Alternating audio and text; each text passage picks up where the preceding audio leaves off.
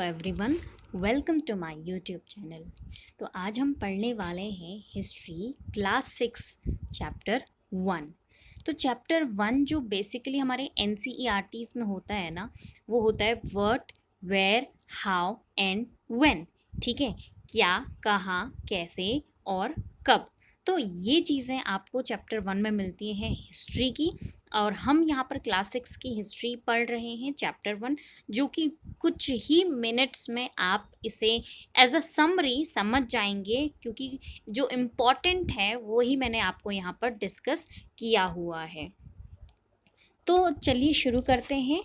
सबसे पहला जो आपको आपकी हिस्ट्री में पहले राशिदा के क्वेश्चन से स्टार्ट होगा और आपको पूछा जाएगा कि भाई आप अपने पास्ट के बारे में क्या क्या जान सकते हैं, तो आप वहाँ पे बताएंगे, है ना।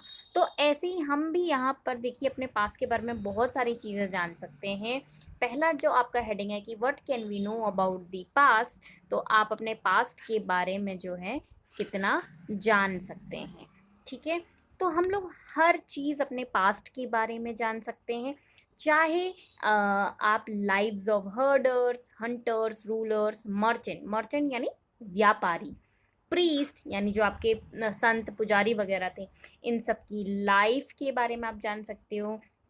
फार्मर के लाइफ के बारे में, बहुत सारे जितने भी सब लोग थे सबकी लाइफ के बारे में ऑलमोस्ट आप जान सकते हो। चाहे आप बच्चों के बारे में जान सको कि भाई बच्चे क्या गेम खेला करते थे, क्या कहानियाँ सुना करते थे, तो ये भी चीज़ें आप जान सकते हो। इवन आप लोग यहाँ पर लोग उस टाइम पर क्या गाने गाया करते थे, ठीक है, कैसे गाते थे, और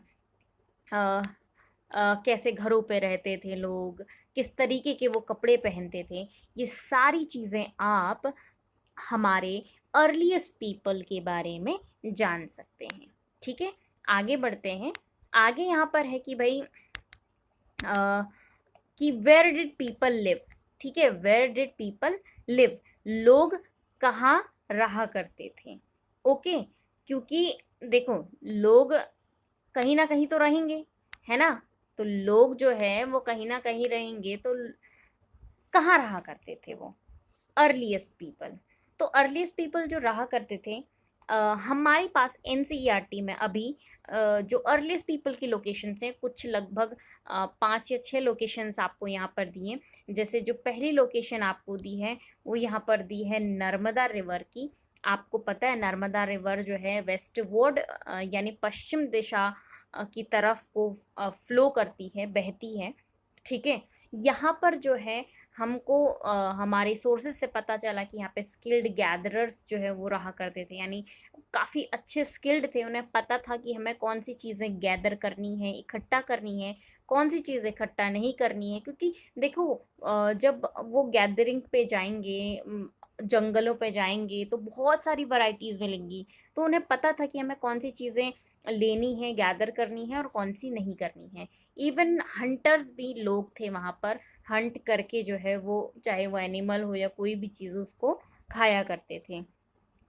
नेक्स्ट जो आपको नर्मदा देखो अभी तो इंडिया में ही है।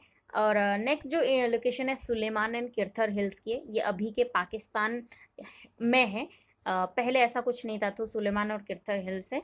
ठीक है, और नॉर्थ वेस्ट पार्ट जब आप देखोगे इंडिया के, तो आपको पाकिस्तान साइड में ये हिल्स मिलेंगे। यहाँ पे लगभग 8,000 साल पहले की जो बात बताई जा रही है कि यहाँ पे सबसे पहले क्रॉप्स ग्रो की गई थी, और इवन यहाँ पे लोगों ने एनिमल्स को भी पालना शुरू कर दिया था। तीसरी जो लोकेशन दिया, अगर आप नॉर्थ ईस्ट में जाएंगे इंडिया के, तो गारो हिल्स मिलेंगे आपको वहाँ पर। और अगर आप मिडिल पार्ट में देखोगे इंडिया के, तो सेंट्रल में विंध्यास मिलेंगे। यहाँ पर जो लोग के बारे में हमें पता चला है कि भाई वो अच्छे से एग्रीकल्चर उन्होंने डेवलप कर लिया था। ठीक है, और अगर आप नॉर्थ ऑफ विंध्यास की बात करो, तो यहाँ पे सबसे पहले राइस ग्रो किया गया था। नेक्स्ट जो लोकेशन है वो इंडस रिवर की। ठीक है, सिंधु नदी और इसकी जो ट्रिब्यूटरीज होती है। ट्रिब्यूटरीज क्या होती है, जैसे कोई मेन रिवर है और उसमें छोटी छोटी नदियाँ आकर मिल जाएं, तो ये जो छोटी छोटी नदियाँ हैं ये ट्रिब्यूटरीज होती हैं। ठीक है, तो सिंधु और इसके आसपास जो है लगभग 4700 साल पहले लगभग यहाँ पे अर्लीस्ट जो सिटीज़ थी वो डेवलप हुई थी। और उसमें से जो एक फेमस सिटी है जिसका नाम आपने सुना होगा, ठीक है, मगधा, जो अभी के बिहार में आपको मिलेगा, वो गंगा और इसकी जो ट्रिब्यूटरी है सोन, उसके साउथ पे आपको देखने को मिलेगा। तो ये कुछ लोकेशंस थी जहाँ पर अर्लीस्ट पीपल रहा करते थे। ठीक है, अब हम देखेंगे कि भाई अर्लीस्ट पीपल रहा करते थे, अब वो मूव भी करते होंगे, बिल्कुल करते होंगे। क्यों मूव करते थे, क्या कारण थे मूव करने के? जैसे आप एक क्वेश्चन खुद से भी कर सकते हैं कि भाई आजकल हम लोग क्यों मूव करते हैं, कुछ ना कुछ सिमिलैरिटी मिलेगी। ठीक है, तो ऐसे ही पहले लोग भी मूव किया करते थे, उनके भी कुछ कारण थे। जैसे यहाँ पर कुछ कारण में हमने लिखे हुए हैं एनसीईआरटी के अकॉर्डिंग, कि भाई in search of food and to escape from natural calamities, मतलब खाना ढूंढने के लिए वो इधर से उधर मूव करते थे, या फिर जैसे नेचुरल कैलेमिटीज़ हो गई, प्राकृतिक आपदाएं जो आती हैं, जैसे बाढ़ आ गया, है ना, और ये चीज़ें जो हैं नेचुरल कैलेमिटीज, तूफान वगैरह आ गए, तो इन सब से बचने के लिए भी वो एक जगह से दूसरी जगह मूव करते थे। दूसरा भाई कुछ लोग मार्च कर जाते थे। क्यों क्यों करते थे? आर्मीज के साथ करते थे। क्यों करते थे? जैसे किसी की लैंड को कन्क्वेयर करना है तो लोग उनके साथ चले जाते थे। तीसरा जो मर्चेंट्स है, व्यापारी हैं, वो भी भाई कैरावेन्स में एक ग्रुप में जो है वो मूव किया करते थे। क्यों किया करते थे? क्योंकि वो जो है वैल्यूएबल गुड्स कैरी करके ले जाते थे। ठीक है, क्योंकि ऐसी वैल्यूएबल गुड्स को तो अकेले ले जाया नहीं जा सकता, ग्रुप में ही जाना पड़ेगा, और वो भी अर्लीस्ट पीपल की बात हो रही है, तब तो ग्रुप बहुत ज़रूरी बन जाता है। नेक्स्ट, अगर रिलीजियस की बात करें तो रिलीजन की बात करें तो रिलीजियस टीचर्स भी इधर से उधर मूव किए।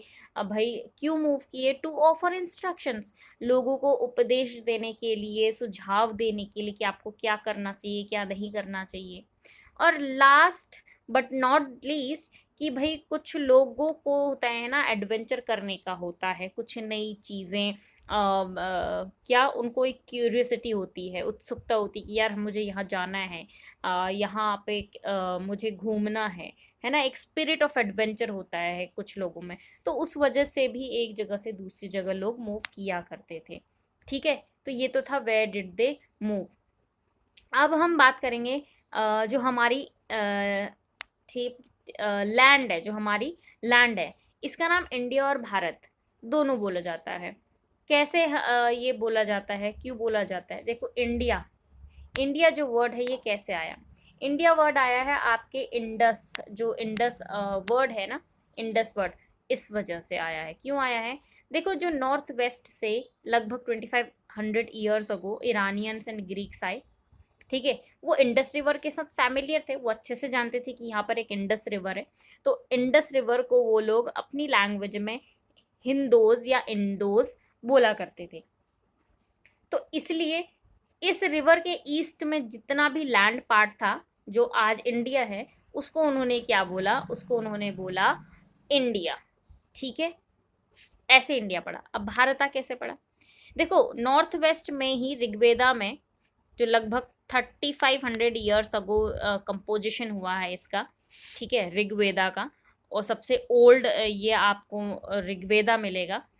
ठीक है, कंपोजिशंस में चारों वेदास में से बोल रही हूँ मैं। तो उसमें ये मेंशन्ड है कि भाई नॉर्थ वेस्ट में एक ग्रुप ऑफ पीपल रहा करता था, जो भारता नाम से था, और उसके बाद इसी नाम का यूज बाद में हमारी कंट्री के लिए कर लिया गया। ठीक है, तो ये तो था कि भाई आपका कंट्री के इंडिया और भारत का नाम कैसे पड़े, कैसे ओरिजिनेट हुए। अब लास्टली ये सब चीज़ें जब हम बोल रहे हैं कि भाई हम ये पता कर सकते हैं या लोग ये किया करते थे, तो हम किस बेस पर बोल रहे हैं? कोई तो बेस होगा। ठीक है, तो हमारे पास सोर्सेज होते हैं पता लगाने के लिए। हमारे पास मेनली अभी एनसीईआरटी में 3 सोर्सेज की बात की गई है: मैन्यूस्क्रिप्ट की, इंस्क्रिप्शंस की, और आर्कियोलॉजी की। मैन्यूस्क्रिप्ट में तो देखिए, मेन्यू मतलब होता है हैंड, ये एक लैटिन वर्ड मेन्यू है जिसका मतलब हैंड होता है। और तो मैन्यूस्क्रिप्ट क्या होते थे? ये हैंड रिटन होते थे, और पाम लीव्स, पर लिखे जाते थे, या फिर जो एक पेड़ की छाल नहीं होती जिसे आप बार्क बोलते हो, ठीक है। और स्पेशली ये जो ट्री है बर्च ट्री, ये हिमालयाज में मिला करता है। तो इसीलिए ये जो मैन्युस्क्रिप्ट्स हैं वो पाम लीव्स या फिर बार्क ऑफ ट्री, एक ट्री है बर्च, उस पर लिखा जाता था। और अब क्या हुआ, क्योंकि पत्तों पर लिखा जा रहा है, बार्क पर लिखा जा रहा है, छालों पर, तो कहीं ना कहीं कीड़े खा देंगे, डिस्ट्रॉय हो जाएंगे, लॉन्ग टाइम तक सरवाइव नहीं कर पाएंगे। कुछ ही बच पाए हैं जो सरवाइव कर पाए, ठीक है। और इन पर कौन कौन सी लैंग्वेजेस में लिखा जाता था ये इंपॉर्टेंट है, जैसे तमिल, संस्कृत और प्राकृत। इन लैंग्वेजेस में मैन्युस्क्रिप्ट्स में लिखा जाता था। प्राकृत क्या होती है, जो नॉर्मल लोगों की भाषा होती है उसको प्राकृत कहते हैं। फिर है इंस्क्रिप्शंस। इंस्क्रिप्शंस क्या होते हैं, ये भी लिखे जाते हैं लेकिन ये हार्ड सरफेसेस पे लिखे जाते हैं, और इस पे मोस्टली जो राजा वगैरह है वो लिखवाया करते थे। और क्योंकि ये हार्ड होते हैं, मेटल पर, स्टोन पर लिखे जाते हैं, तो सरवाइव कर जाएंगे लॉन्ग टाइम तक, ठीक है। तो यहाँ पर ऑर्डर्स लिखे जाते थे राजाओं के द्वारा, और अब राजाओं के द्वारा अपनी विक्ट्रीज लिखी जाती थी, ताकि बाद में लोगों को पता चले कि भाई हम राजा थे और हमने ये काम किए, है ना, एट्सेट्रा एट्सेट्रा। थर्ड है आर्कियोलॉजी। आर्कियोलॉजिस्ट क्या करते हैं आर्कियोलॉजी में, आर्कियोलॉजिस्ट होते हैं वो खुदाई करते हैं, देखते हैं कि भाई कोई बोन्स, कोई टूल्स, वेपन, पॉट्स, कुछ भी कॉइन ऐसा कुछ मिल रहा है जो हमारे अर्लीस्ट पास के बारे में हमें बताए, हम पता कर पाएँ। बिल्डिंग्स मिल, जो रिमेनिंग्स होती हैं बिल्डिंग्स की, वो यहाँ पर मिलती हैं एक्सकेवेशन करके। तो इन सब का क्या करते हैं आर्कियोलॉजिस्ट, फिर उसके बाद जो चीज़ें मिलती है एक्सकेवेट करके, खुदाई करके, फिर उनको स्टडी करते हैं। और स्टडी करने के बाद ये सारी चीज़ें कहाँ जाती हैं, ये सारी चीज़ें जाती हैं हिस्टोरियंस के पास। और हिस्टोरियंस और आर्कियोलॉजिस्ट को एनसीईआरटी ने डिटेक्टिव्स बोला है, ठीक है। और हिस्टोरियन सारी इंफॉर्मेशन को स्टडी करते हैं और एक ऐसे ऑर्डर में उसे लगाते हैं कि भाई जो लर्निंग है वो एक एडवेंचर बन जाती है और आप अच्छे से अपने पास्ट के बारे में जान पाते हो। तो इतना सा था चैप्टर 1, ठीक है। और बड़ी जल्दी ही बड़े शॉर्ट नोट्स में मैंने आपको ये समझा दिया है जो इम्पोर्टेंट था। बाकी आप चैप्टर जब पूरा पढ़ेंगे उसके बाद ही आपको ये जो चीज़ें मैंने उसमें से पिक की हुई हैं वो आपको समझ आएंगी, ठीक है।